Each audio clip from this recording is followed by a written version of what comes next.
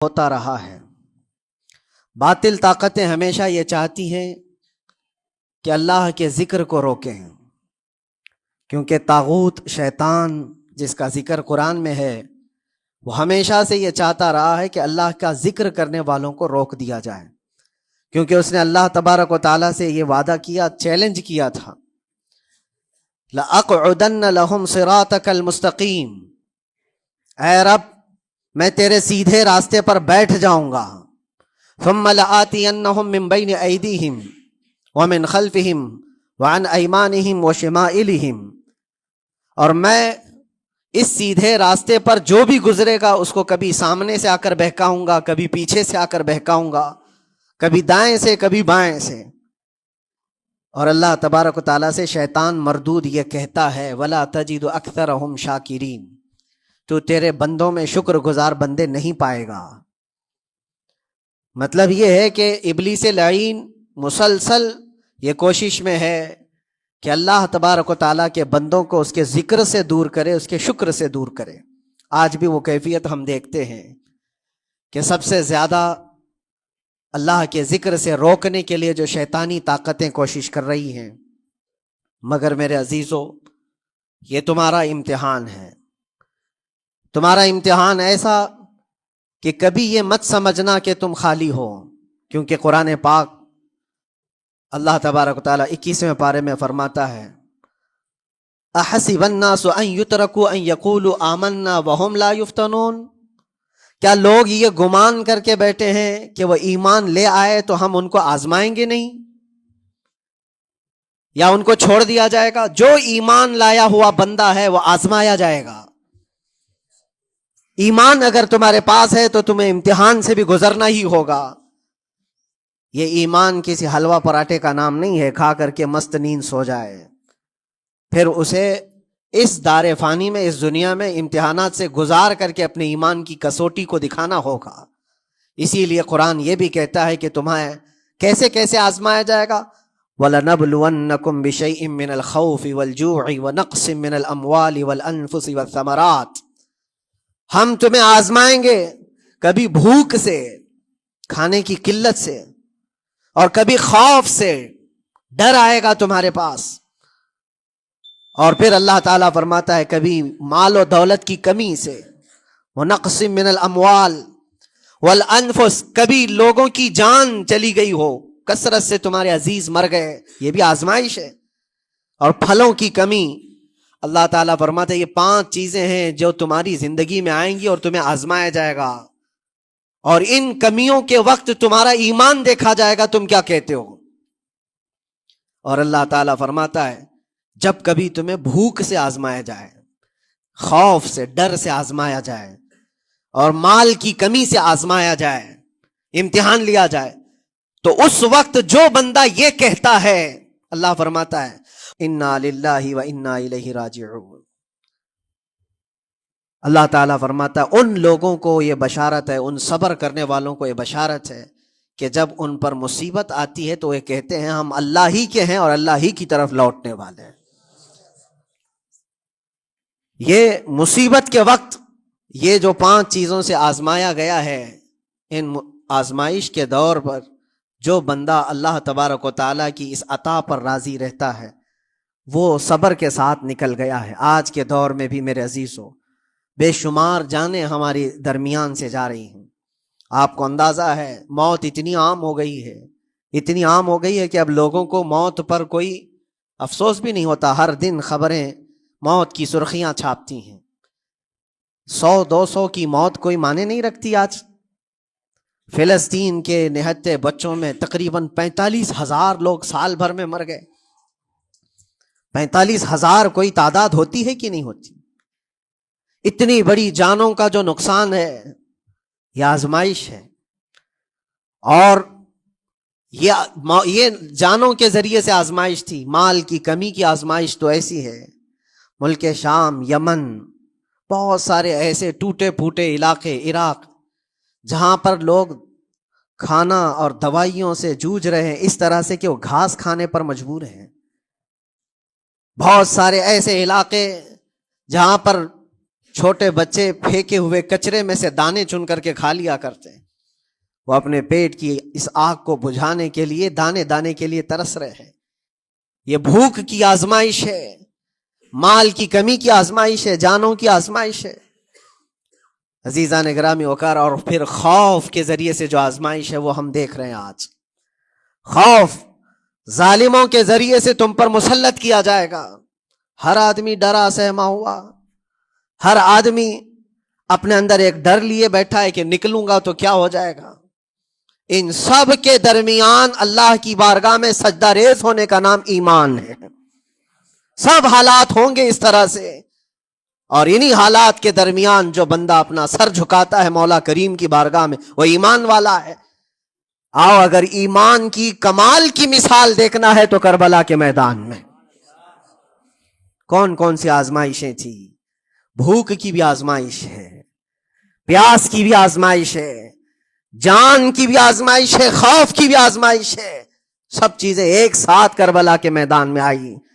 رسول اللہ کے گھرانے پر، اہل بیت پر وہ کیسا عظیم امتحان تھا جب وہ 72 لوگوں کا 82 لوگوں کا قافلہ بھوک اور پیاس سے جوجھ رہا ہو، 3 دن سے ان کے اوپر کھانا اور پانی بند ہو، اور ان شہزادوں کے ایمان میں ذرا برابر بھی فرق نہیں آتا، نہ ان کے ایمان میں، نہ حوصلے میں، نہ ہمت میں فرق آتا ہے۔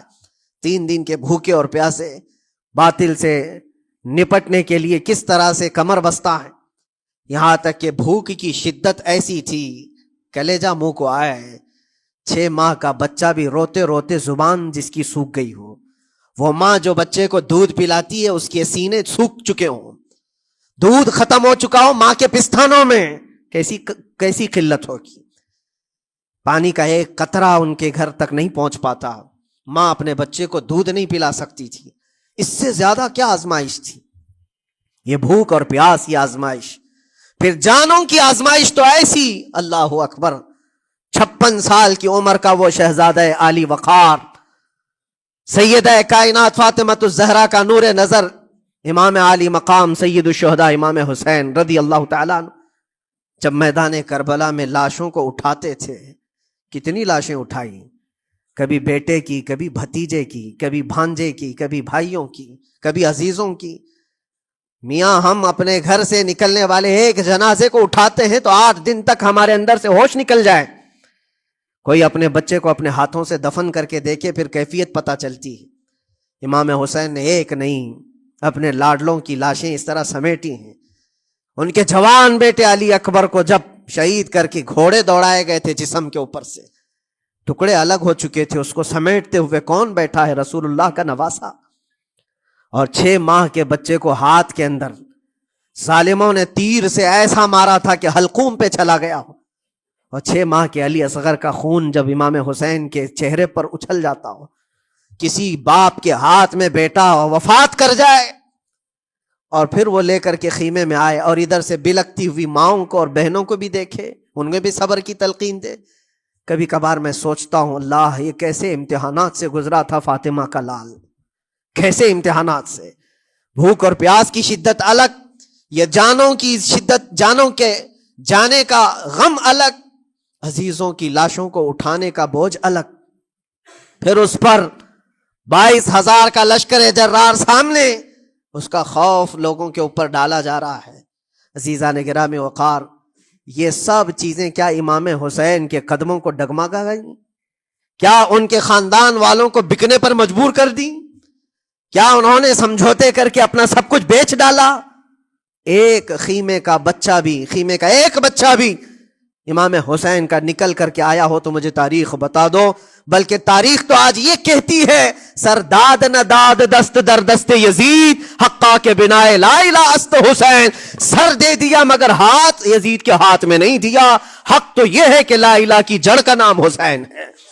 آج وہ امتحان قیامت تک کی تمہارے ساتھ ہوتا رہے گا، قیامت تک تمہارے ساتھ یہ آزمائش ہوتی رہے گی، کبھی بھوک سے، کبھی ڈر سے، کبھی جانوں کے نقصان سے، لیکن پھر تمہیں دیکھا جائے گا تم بکتے کتنے ہو، نکلتے کتنے ہو، ہواؤں کے پجاری کتنے ہیں، خواہشات نفس کو ماننے والے کتنے ہیں۔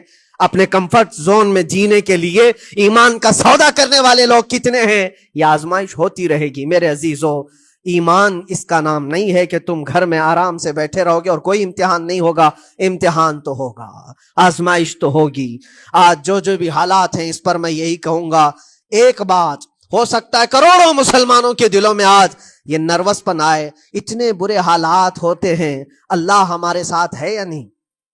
اللہ ہمارے ساتھ ہے یا نہیں؟ ایمان ہمارا صحیح ہے یا نہیں؟ اسلام صحیح ہے یا نہیں؟ یہ شک بھی شیطان تمہارے دل میں ڈالتا ہے. کبھی تمہارے اوپر مصیبتوں کے پہاڑ ٹوٹ جائیں تو شک ڈالتا ہے شیطان تاکہ تمہارا ایمان ڈگمگا جائے. میرے عزیزو, مسلمان ہونے کا مطلب یہ نہیں ہے کہ تم صرف محلات میں جیو گے اور تخت و تاج کے مالک ہی رہو گے. ایسا نہیں ہے. ایمان والوں کو احد میں 70 جانیں بھی دینی پڑی ہے. بدر میں ان کے ساتھ جو معاملات ہوئے ہیں, فتح اگرچہ بدر میں ہوئی لیکن جنگ احد کا اگر منظر دیکھو گے, اللہ اکبر. وہ رسول پاک صلی اللہ تعالی علیہ وسلم کے شہدائی صحابہ جب احد کے میدان میں کھڑے تھے, 70 صحابہ کی ایسے جانیں گئی ہیں. اگر میں تفصیل بتاؤں تو بہت لمبا وقت ہوگا. ایک صحابی ہیں حضرت انس بن نزیر, پورے جسم میں ایک انگلی کے علاوہ کچھ نہیں ملا, کچھ نہیں ملا. شہادت کی ایک انگلی سے ان کو پہچانا گیا. حضرت سعد بن ربیع, یہ ایسے صحابی ہیں جن کا پیٹ پورا پھاڑ دیا گیا تھا اور 12 نیزے مارے گئے تھے. وہ سید الشہداء امیر حمزہ بھی تو اسی احد کے میدان میں شہید ہوئے, جن کو بھالے سے مارا گیا اور چیر کر کے ان کا کلیجہ چبایا گیا تھا. عبداللہ بن جہش اسی میدان میں انتقال کیے ہیں, جن کے جسم کے 80 ٹکڑے کر دیے گئے تھے اور ہر ٹکڑے کا ہار بنا کر ظالموں نے پہنا تھا, ہار بنا لیا تھا جسموں کے. یہ سارے منظر احد کے میدان میں ہوئے. اور کون سے ایمان والے؟ وہ رسول اللہ کی اقتداء میں نماز پڑھنے والے, حضور پاک کے چہرے انور کو دیکھنے والے. جب ان کے ساتھ یہ آزمائشیں ہو سکتی ہیں تو ہم کون سی گاجر مولی ہیں؟ ہمارے ساتھ بھی آزمائشیں ہوں گی. جس کا جیسا ایمان ہوگا ویسا وہ امتحان بھی دے گا, اسی امتحان سے وہ گزارا جائے گا. مگر میں آج کروڑوں مسلمانوں کے دلوں کے بارے میں یہ بات کہنا چاہتا ہوں کہ اگر نروس پن ہے کہ یہ حالات ایسے کیوں ہیں, حالات ہر زمانے میں ہوتے رہیں گے. ستیزہ کار رہا ہے ازل سے تا امروز, شرار ابو لہبی سے چراغ مصطفی. ہماری تاریخ ہے, یہ تاریخ ہے میرے عزیزو. اللہ تعالیٰ قرآن میں فرماتا ہے تلک الایام نداولها بین الناس, یہ دن ہیں جو ہم لوگوں کے درمیان پلٹتے رہتے ہیں. کبھی تم بادشاہ بنو گے, کبھی فقیر بن جاؤ گے. اور آج جو تخت پر ہیں ہو سکتا ہے وہ کل ڈگر ڈگر گھوم رہے ہوں. آج جن کو طاقت کا نشہ ہے ہو سکتا ہے وہ بھیک مانگنے پر بھی مجبور ہو جائے. لیکن ایک بات یاد رکھنا, نروس پن اپنے دل میں آنے نہ پائے. ان حالات سے دیکھ کر کے گھبرا نہ جانا. ایمان تمہارا سچا ہے, اللہ کل بھی تمہارے ساتھ, آج بھی تمہارے ساتھ. بس تمہاری عبادت میں فرق آنے نہ پائے, تمہارے سجدوں میں کمی ہونے نہ پائے, تمہارے ایمان میں تزلزل آنے نہ پائے. اللہ ایک ہے تو ایک ہے, اللہ سچا ہے تو سچا ہے. میں نے اللہ کو نہیں دیکھا لیکن اللہ پر ایمان ضرور ہے. یہ یقین اور یہ عقیدہ تمہارا مضبوط رہے. ہاں ہمیں معلوم ہے, کچھ لوگ ہم سے پوچھتے بھی ہیں, اللہ تبارک و تعالیٰ پوری کائنات کا مالک جس نے ہر چیز پیدا کیا اور اس کی عبادت کرنے والے ہو آپ, لیکن پھر اسی اللہ رب العزت کی یہ مسجدیں کیوں ڈھائی گئی؟ کیوں مسجدوں کو ختم کیا جا رہا ہے؟ اللہ کے ذکر کو روکنے کے لیے طاقتیں پوری مسجدوں کو ڈھانے کی کیوں بات کرتی ہیں؟ پھر اللہ کچھ کیوں نہیں فرماتا؟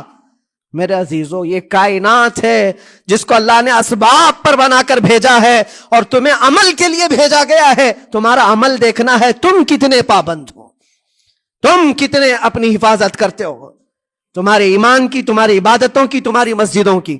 تم مسجدیں خالی کر کے گھوم رہے ہو, فجر کی نماز میں اپنے گھروں پر سوئے ہو اور پھر اللہ کے گھروں کی حفاظت کی بات کر رہے ہو کہ مسجدیں ڈھائی جا رہی ہیں, مسجدوں پر آکرمن ہوتا ہے. یہ ساری باتیں کیوں؟ تم جب ان صفوں کو خالی کر دو گے, یہ مسجدیں چیخ چیخ کر پکارتی ہیں اللہ کی بارگاہ میں. پل بھر میں بنا لی, شب بھر میں بنا لی مسجد تو ایمان کی حرارت والوں نے. من اپنا پرانا پاپی تھا, بچپن سے نمازی بن نہ سکے. مسجدیں بڑی بڑی شاندار بنا لینا اور اس کو آباد نہ کرنا, یہ بھی تو ظلم ہے. آپ ان مسجدوں کی حفاظت کی جو بات کر رہے ہیں، ان مسجدوں کی حفاظت صرف کمیٹیاں بنانے سے نہیں ہوتی، نمازوں سے ہوتی ہے، اس کے اندر تلاوت قرآن سے ہوتی ہے عزیزان گرامی۔ اور پھر یہ بات ان ظالموں کے لیے کہ اگر وہ ہاتھ لگا کر مسجدوں کو اٹھانا پھینکنا اس کو اپنی طاقت کا ذریعہ سمجھتے ہیں تو سمجھ لو تھوڑے دن کی بات ہے۔ اگر اسی کا نام طاقت ہے کہ عبادت گاہوں کو مسمار کر کے طاقت کے تخت کو بٹھایا جائے، تو یاد رکھنا بڑھتے بڑھتے بڑھتے تمہارا نشہ کہیں تمہیں فرعون نہ بنا دے، اور اگر فرعون بن گئے تو انتظار کرو، اللہ تعالیٰ بڑے بڑے فرعونوں کو صرف پانی سے ہلاک کرتا ہے، بہت بڑے بڑے نمرودوں کو اللہ تعالیٰ مچھر سے ہلاک کرتا ہے۔ وہ ابرہہ بھی تو آیا تھا جو کعبہ ڈھانے کے لیے آیا تھا، ہاتھیوں کا لشکر لے کر آیا تھا، جس کا ذکر قرآن پاک میں الم تر کیف فعل ربک باصحاب الفیل، اے محبوب کیا آپ نے نہیں دیکھا ہاتھی والوں کے ساتھ اللہ نے کیا معاملہ کیا؟ پورا ہاتھیوں کی فوج لے کر آیا تھا کعبے کو ڈھانے کے لیے، ہوا کیا؟ کعبہ کو ڈھانے کے لیے اتنی خطرناک فوج تھی اور مکہ والوں میں لڑنے کی اتنی طاقت نہیں تھی۔ اللہ کریم نے ابابیل چڑیوں کی ایک فوج کو بھیجا، ہاتھی کہاں اور چڑیا کہاں؟ کوئی مقابلہ ہوتا ہے؟ کوئی مقابلہ ہے؟ تصور میں نہیں آتا، لیکن رب تبارک و تعالیٰ کا ایک دستور ہے، بڑی بڑی طاقتوں کو چھوٹی طاقتوں سے ہلاک کرتا ہے۔ چھوٹی چھوٹی سی چڑیاں ہیں، ایک ہاتھ میں تمہارے آ جائیں، ایک چونچ میں اور دو پاؤں میں کنکریاں لے کر آتی تھی، اوپر سے صرف وہ کنکریاں گراتی، ہاتھیوں کے پیٹ پھٹ جاتے اور آگ لگ جاتی تھی۔ اللہ تبارک و تعالیٰ کی طاقت کا یہ مشاہدہ، قوت کا ایک ہلکا سا اظہار جو مکہ کی ان وادیوں میں ہوا منا، اور اللہ تعالیٰ فرماتا ہے فَجَعَلَهُمْ كَعَصْفٍ مَأْكُولٍ، اللہ نے ان کو ایسا کر دیا جیسے کھائی ہوئی مرغی ہوتی ہے، نوچ نوچ کر کے کھا کر چھوڑی ہوئی مرغی ہو، پوری فوج کی حالت ایسی ہو گئی تھی۔ کعبہ مکرمہ کو ڈھانے کے لیے آئے، تب اللہ تبارک و تعالی ظالموں کو کس طرح سے نیست و نابود فرمایا۔ ہمیں یقین ہے میرے عزیزوں، اللہ تبارک و تعالی وہ ابابیل بھیجنے والا مولا آج بھی زندہ اور ہمیشہ زندہ رہے گا، وہ حی اور قیوم ہے، ہمیشہ سے زندہ ہے اور ہمیشہ زندہ رہے گا، لیکن تمہارا امتحان ہوتا رہے گا، تمہارا امتحان ہوتا رہے گا۔ اللہ کے نبی صلی اللہ تعالی علیہ وسلم کے لیے مدد آئی ہے تو اس کا مطلب یہ نہیں ہے کہ وہ صرف بیٹھ کر کے مدینے میں دعائیں کرتے تھے، نہیں، عمل کے میدان میں اترے بھی ہیں۔ صحابہ نے بھوک اور پیاس برداشت کی ہے، کتنے کتنے دنوں تک وہ ایک کھجور پر پورا دن گزارتے تھے، پیوند لگے کپڑے۔ حضرت ابو ہریرہ فرماتے ہیں ہم تو ایک جنگ سے ایسے واپس آئے تھے کہ ہمارے پاؤں کے پورے ناخن اکھڑ گئے تھے، پاؤں کے ناخن اکھڑ گئے۔ خندق کے میدان میں خود نبی پاک صلی اللہ علیہ وسلم اپنے ہاتھوں سے خندق کھودتے رہے، اور پیٹ پر پتھر باندھنا، یہ سب مشقتیں، اسٹرگل کیا ہے، پھر اللہ سے یہ دعا کیا مولا تو اپنی مدد بھیج دے، تو اپنے رحم و کرم کی بارشیں برسا، اور ہم یہاں مست کھا پی کر کے پھر دعا کرتے ہیں مدد آ جائے۔ تم نے محنت کون سی کی، کون سی مشقت کی؟ میرے عزیزو، اگر محنت و مشقت میدان میں اتر کر کرنے کا موقع نہیں ہے تو عبادتیں تو کرو اپنی پوری، اپنی نمازیں تو کمپلیٹ کر لو اور اللہ کو راضی کرو، اپنے گناہوں سے اگر وہ غضبناک ہے تو توبہ کرو۔ اور جاتے جاتے یہ بات بھی میں عرض کروں گا کہ آج جن لوگوں کو ایسا لگتا ہے کہ یہ کھیل تماشا ہے، ایک بات یاد رکھنا، کسی مسجد کے ختم ہو جانے سے یا مومن کے کسی کے ہار جانے سے ایمان کبھی ہارتا نہیں ہے، ایمان ہمیشہ جیتتا ہے۔ تھوڑی دیر کی تکلیف تو مومن کو ہو سکتی ہے، لیکن اس کے ساتھ ایمان ہے تو ہمیشہ سر بلند ہے۔ اس سے بڑی کوئی کامیابی کیا ہے؟ ہم نے دیکھا ہے کربلا کی تاریخ میں جیتا کون ہے؟ دنیا کی نظر میں، اس وقت کی میڈیا کی نظر میں، اس وقت کے جو کتے ہوں گے ان کی نظر میں یزید جیتا ہوگا، لیکن قیامت تک ہر مومن کہتا ہے بادشاہ است حسین، بادشاہ است حسین۔ ایمان کی جیت ہمیشہ ہے، اگرچہ وہ ٹکڑوں میں بدل جائے، اگرچہ وہ 1000 ٹکڑوں میں ہو جائے۔ آج بھی پھریرا لہرا رہا ہے تو حسین اعظم کا لہرا رہا ہے۔ اسی لیے یاد رکھو، صرف تخت پہ چڑھ کر بیٹھنے کا نام جیت نہیں ہے۔ ابھی الیکشن بھی گزرا، کچھ لوگ نروس ہوں گے کہ ہم ہار گئے۔ اگر وہ ایمان والے ہیں، سچے ایمان والے ہیں، تو انہیں یاد رکھنا چاہیے جیت اور ہار صرف تخت حاصل کرنے کا نام نہیں ہے، دلوں پر حکومت کرنے کا نام جیت ہے۔ اور آج 800 سال گزر گئے، ہند الولی سلطان الاولیاء غریب نواز کی حکومت ہم سب پر قائم ہے۔ کس بات کی حکومت ہے یہ دلوں کی حکومت ہے۔ اور وہاں جو ہاتھ لگانے کی کوشش کر رہا ہے وہ اپنے ہاتھوں کو بچا لے، آگ تمہارا انتظار کر رہی ہے، آگ تمہارا انتظار کر رہی ہے۔ اس لیے کہ اللہ فرماتا من عادی لی ولیا فقد آذنتہ بالحرب، جس نے میرے ولی سے دشمنی کی میں اس کو اپنے ساتھ جنگ کا اعلان کرتا ہوں۔ اور اب تعالیٰ سے جنگ کرنے کے لیے تیار ہو؟ اللہ کے ولی سے مقابلہ کرنا چاہتے ہو؟ اللہ کے ولی کو چھونا چاہتے ہو؟ رب تعالیٰ فرماتا ہے جو اللہ کے ولی سے دشمنی کرتا ہے اسے میں اپنے ساتھ جنگ کا اعلان کرتا ہوں۔ ہے کسی کی ہمت و طاقت اللہ سے جنگ کرنے کی؟ تو جو یہ چاہتے ہیں کیڑے مکڑوں کی موت مرو گے، اس سے بھی خطرناک ذلیل ہو کر مر جاؤ گے۔ اجمیر معلیٰ یہ صرف اور صرف ایک دھرتی کا نام نہیں ہے، اللہ کے ولی کی آباد کی ہوئی مقدس زمین ہے۔ اور ہم سنیوں کی آستھا ایسے ہے، امام اہل سنت فاضل بریلوی اعلیٰ حضرت فرماتے ہیں دنیا بھر میں جہاں دعائیں قبول ہوتی ہیں ان جگہوں میں سے ایک جگہ کا نام اجمیر معلیٰ ہے، جہاں اللہ تعالیٰ دعائیں قبول فرماتا ہے۔ ہم اپنی آستھا ہی نہیں رکھتے میرے عزیزوں، اپنی جان بھی حاضر ہے غریب نواز کے قدموں کے لیے۔ اس لیے میں کہنا چاہتا ہوں سرکار غریب نواز رضی اللہ تعالیٰ عنہ کے رکشک، یہ لوگ اگر یہ سمجھتے ہیں کہ مسلمان بکھر گئے ہیں، ٹوٹے ہیں، بکھرے ہیں، ان کے پاس کوئی طاقت نہیں، کوئی سیاست نہیں، اور ہم جس کو چاہیں آکرمن کر کے ختم کر دیں، ہو سکتا ہے ہم سب کو مار ڈالو تمہاری طاقت کے ذریعے، لیکن وہ غریب نواز ہے۔ اپنے باپ داداؤں کی تاریخ یاد رکھنا، پوچھنا، جو غریب نواز کو اٹھانے کی کوشش کیا اٹھ گیا، اور وہ دھرتی پہ آج بھی آباد ہے۔ انشاءاللہ قیامت تک اجمیر معلیٰ چمکتا رہے گا۔ سرکار غریب نواز رضی اللہ تعالیٰ عنہ کے آستانے سے جو فیض بٹتا ہے، اپنے اور غیر سب وہاں سے فائدہ اٹھاتے ہیں، سب لوگوں کو برابر فائدہ اٹھایا جاتا ہے۔ اسی لیے میرے عزیزوں، یہ آزمائشوں کے دور میں میری صرف ایک ہی گزارش ہے، اپنا ایمان مضبوط کرو، اپنا ایمان مضبوط کرو۔